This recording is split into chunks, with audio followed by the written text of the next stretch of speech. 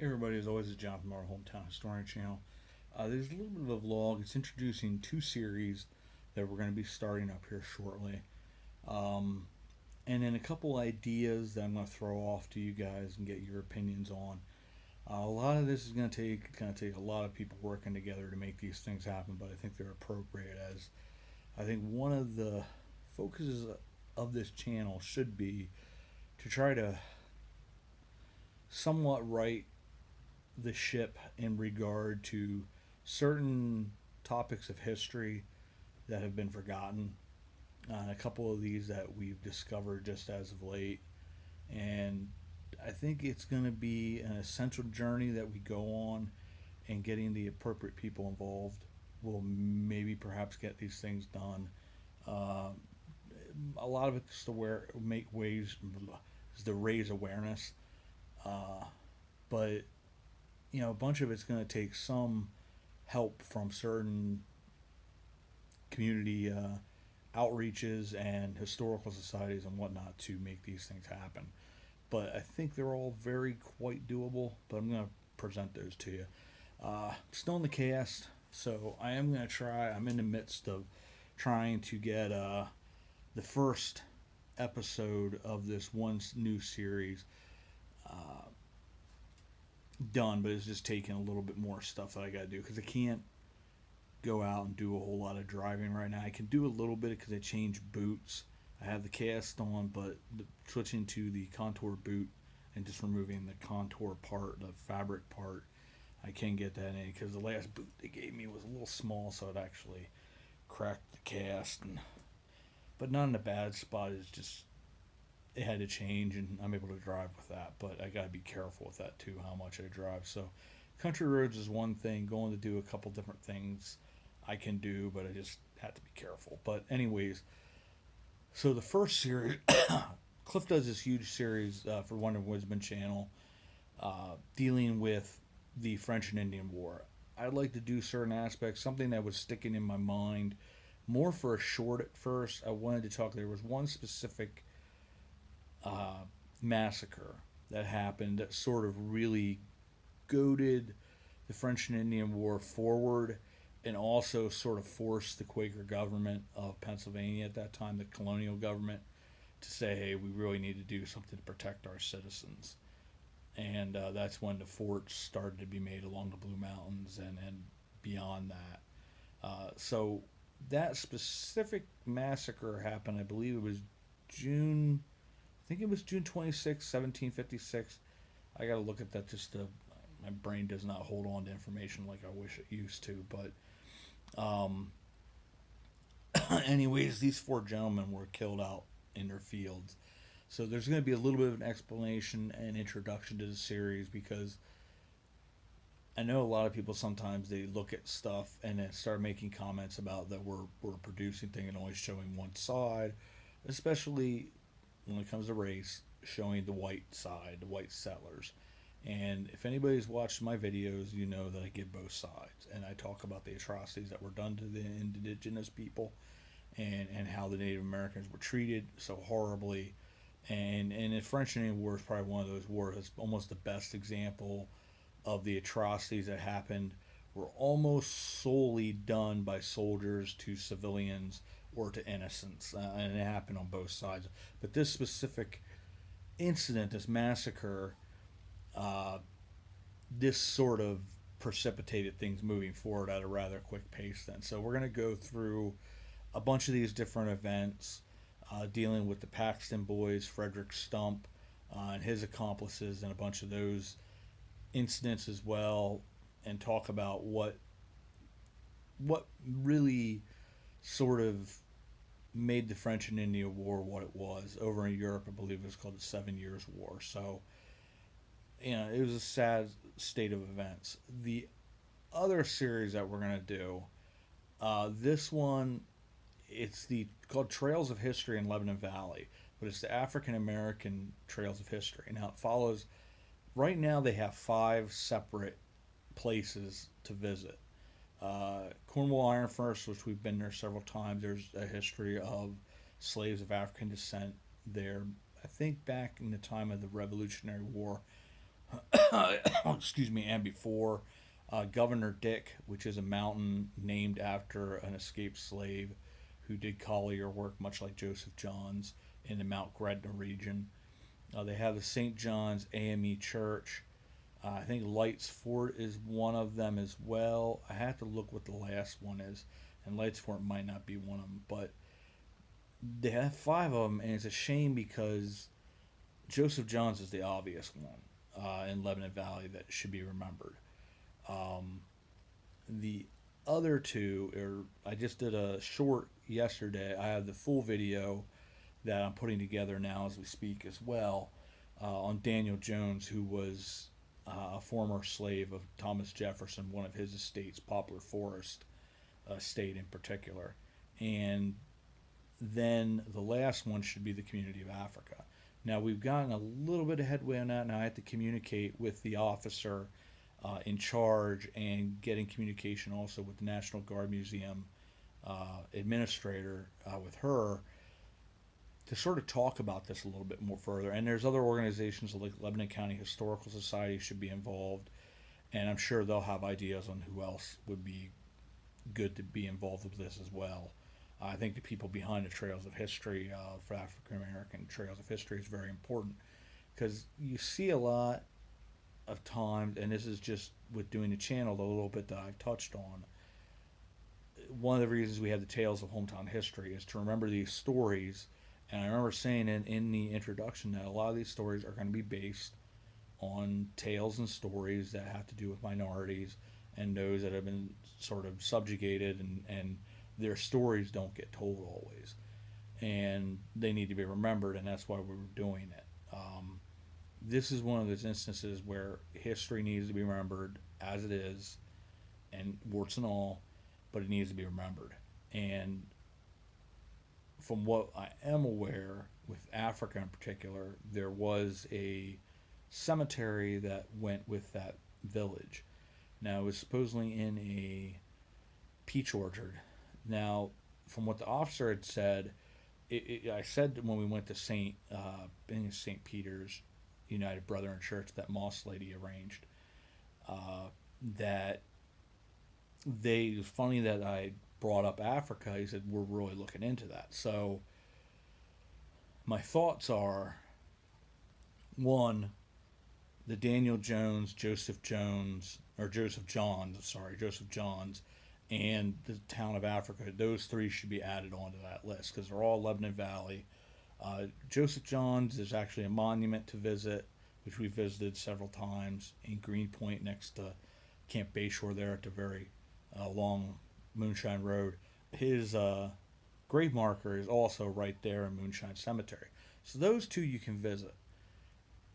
Africa, you can't. Africa was where St. Joseph Springs is, or what's remaining. If you continue to go north on that McLean Road, somewhere on the left, on that road north, as you're heading up towards Hawk Mountain, or the second mountain, you have the Hawk Watch up there. Somewhere on the left there is where that community used to be. Now, when they bought the land, they sort of took everything out. So there might be some foundation or something, but once again, it's government land. You're not allowed to go on it. Now, where the cemetery is, that's on the right side as you go north, and there's a peach orchard up there somewhere, if it still exists. And that's where the cemetery is, but that's in a live ordinance area. So unfortunately, where that's located, not only is it illegal to go there, it's also not safe. Now, as we've gone through the channel, we found a lot of these farm and family plots. There's a lot of them out there. So they did say, the officer said in the 70s at some point there was a cemetery that was reinterred. Now, where was it reinterred? Those are the types of things that they're doing the research on right now, and phenomenal work that they're doing. At some point we're gonna go to the National Guard Museum and visit with her and him, and then I also want to go back at some point here, and that might be one of the few things I can do. I might do the shorts where I film each individual tank or helicopter or any of those different pieces of equipment before they move them. They're going to do something very similar that they have in Carlisle at the military college. uh, they're moving all that because of them closing off the gap. They want to have the public still have the access to that. So I'd like to hit those before then, but they also said they're willing to come out and explain a lot more stuff and to give us paperwork on things as well to give us a little bit more of the history of some of these things as well. So I do want to touch base with them and try to get that and then start going and doing those things as well. But we also want to visit the National Guard Museum because they say it's phenomenal and they do phenomenal work. But on their end, they're doing a lot of work on that. Now, the Gap land is a huge area. So what they bought and depopulated, like St. Joseph Springs, like Africa, I don't know how long, if that was even around in the 1930s at that stage. I would assume not. I would assume by 1900 that was probably towards the very end of its stages of life, and then everyone had moved on because it was meant to be a temporary settlement when it was put there. Um, Chances are it might not be that cemetery. I almost, in a small way, wish it's not. Here are my reasons. So, in the Africa case, we'll go to that in a second, but the Daniel Jones case, it's a plot that's unmarked. So, I know William Jones, his son, and Daniel Jones himself are both buried there in Mount Nebo Cemetery in an empty plot. Supposedly, there's another 6 people of his family that are buried there as well. I had to do more research on that. Uh, there should be a memorial. Let's be honest. These people need to be remembered. You know, when they talked to the gentleman that Joanne Litz had up on her page, her YouTube channel, where he was giving a talk on the history of Ono, he brought it up, but he said, we don't really know a name and those types of things. So they knew in local legend that supposedly a gentleman who had been a slave, whether escaped or released, I would lean towards escaped, just because of the timing of it. Because I don't think Thomas Jefferson freed his slaves until his death. So, time-wise, Daniel Jones was up here in the north before Thomas Jefferson passed, I believe, in 1826. So, he started in Berks County when he came up here. So, the timelines don't match up. And there's no good way of saying this, but basically he was viewed as a very essential individual on that plantation. It's awful that that even is said about another human being, but that's sort of how he was viewed in the letters of Thomas Jefferson. Thomas Jefferson apparently wrote about this gentleman quite a few times. I think like 8 times is what Bruce Bumberger, who's the archivist librarian at Lebanon County Historical Society, who did all the research. This Daniel is mentioned like 8 times. So he was a field laborer, but he apparently was quite important. So chances are somebody that's important to your plantation is not going to get released. So he found an opportunity, took the chance, and escaped. That's what my guess would be. But regardless, this is a man of honor, courage, and tenacity, and just a tremendous man. And what his family was able to accomplish 50 years later with being a major part of founding St. John's AME Church, that's a heck of a legacy. And that should be remembered. So this is the easier one. I would like, moving forward in the channel, and I will keep you guys posted on this, on our journey with this, to try to get a memorial stone. And I'm sure Mr. Gibble, who's the caretaker at Mount Nebo, would be all for it. But you have to get permissions and all that kind of stuff. Nothing ridiculously grandiose, so, but something that is respectful and honorable to that family. And it has the names of all the individuals of the Jones family that are buried in that plot. They deserve to be remembered. That's my opinion, and I know I'm right. I'll just say it. I know I'm right in that regard. It's just a matter of finding other people that'll look at it the same and then be able to move something forward to be able to get either donations or get someone that's willing to donate a memorial stone and do the work or whatever and get that placed. So this would be another place that people can go on this Trails of African American History and visit and show honor to, and honor and respect to Daniel Jones and his family and what they've accomplished. I think that would be something that would be the right thing to do, because having an unmarked lot bothers me. It's the same thing like over at the McAllister Cemetery at Fort Hunter. You have across the train tracks, you have a slave cemetery that I think a lot of it has to do with access, not necessarily racism, but it bothers me that you have a lot where people's final resting place is in the middle of a thicket. It's bad enough that they were slaves and dehuman. I can't say it right. My brain's not working. I'm getting a little ticked though thinking about it. But they're just treated like dirt, less than dirt. Their humanity is completely taken from them, and then even in death, they're in a thicket. I don't know how much is there. Cliff got back there, and he gets quite angry. I think there's another cemetery as well. I'll have to talk to him about that. One of his subscribers was able to get him the coordinates, and it's on Gapland. Not Gapland, I'm sorry. His favorite people, the State Game Commission. It's on one of their properties that they have. And it's just, it looks like some people there, I think, try to do a little something to at least mark off the cemetery, but why are these places not being taken care of? Why isn't it a place somebody can visit and show honor and respect to these folks? I mean, they're long gone, I get that, but at the end of the day, there is no reason that any person that is buried, that their cemetery should be just overgrown like that. And it was one thing that Moss Lady had said to me. It sort of bothered me. She said, the unfortunate thing is certain counties, I think Berks County is one of them, they have a cemetery commission for the county that if there's no one to caretake a cemetery, the county takes care of it. Now, I think Lebanon County doesn't have that. I don't think Dauphin has that either, because that Fort Hunter Cemetery, that's on Dauphin County. It would be in their county lines within them. I think there's a couple places up in Schuylkill too where there's like big cemeteries that are just abandoned, and it shouldn't be that way. I think every state, for the amount of money we waste on stupid things as a country, we can certainly afford to use money in the right way on those things. Now, getting back on point, the Africa thing.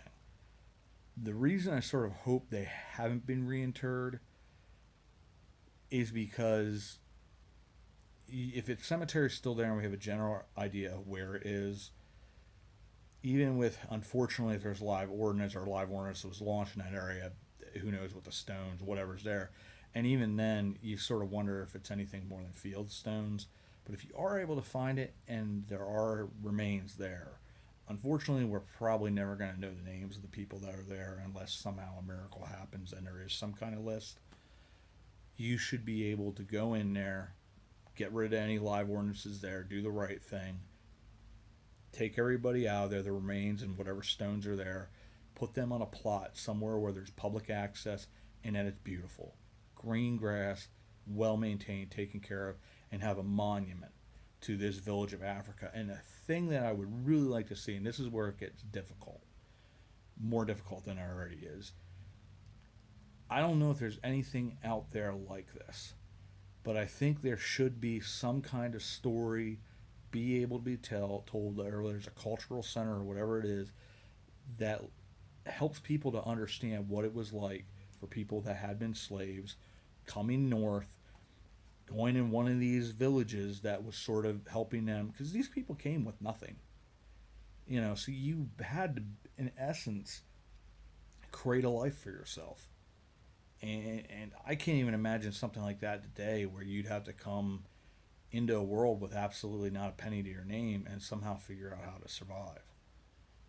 I don't understand how you could do that. You got to be an incredibly strong and courageous person to take that on. There should be some kind of center. It's not going to probably be very big, but something that can show a history. Hopefully we can find that history. Maybe people that are descendants of these individuals would have something. Be really awesome to have a tangible evidence of that existence. If there were pictures of that place or whatever. But at the very least, be able to tell the story of these individuals, a generalized story of what they went through, how you transitioned from being someone who didn't even have basic human rights to trying to figure out how to survive, and not only survive but eventually get your family the chance to thrive. And I think that's another thing that needs to be done. Now that, like I said, that's going to be a little bit more difficult. There's a lot of research involved with that, so there's going to be a lot of time. But I think it's something that everybody can get behind and say this is something that's valuable and worthwhile and the right thing ultimately to do. So that'll be another thing I'll keep you guys posted on. But I do want to do the African American Trails of History. Right now, it would be 8 stops that we'll make the 5 stops that they have on their Trails of History, and then there's 3 additional stops. We will have the Daniel Jones and his family. That video I'm hoping maybe by early next week, because there's quite a bit that has to be done with that. Thanks to the research and work of Mr. Bruce Baumberger from Lebanon County Historical Society, and Mr. Gibble, who found the notation that talked about to confirm the original story, the legend of, and there was no name to it. It was just, he's the one that found the guy's name and all that. So, I mean, just that alone is so encouraging to find something along those lines that we've talked about in the past. And then this person, here's a name, this is the period of time when they were born roughly, and when they lived to, and here's their life story. This is their family, their legacy of what they accomplished, you know, when they had everything against them. And that's the greatest of human struggles, and perseverance, the courage, the honor that these people had, and it needs to be shown and remembered and memorialized. So I think in any case, like especially in the Daniel Jones case, I think it's a shame that you don't have a stone there.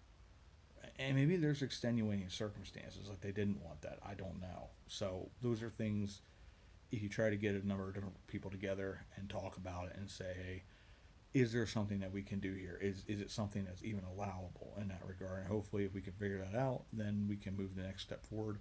And it'll be so cool to get a stone there and say, this is what's right. And this is what we need to do. And hopefully we can go that direction. So with that, I will say thank you as always. You guys are awesome. I'm trying to get stuff out there. I'm trying to get I keep on saying, I got to get on my emails. I really need to get on my emails and start replying regularly. I'm trying to get, like Kate, I'm communicating to some degree, getting back with her. And it just, I don't know, I'm just tired right now. It's is what it is. But anyways, thank you as always. And we will see you all about town.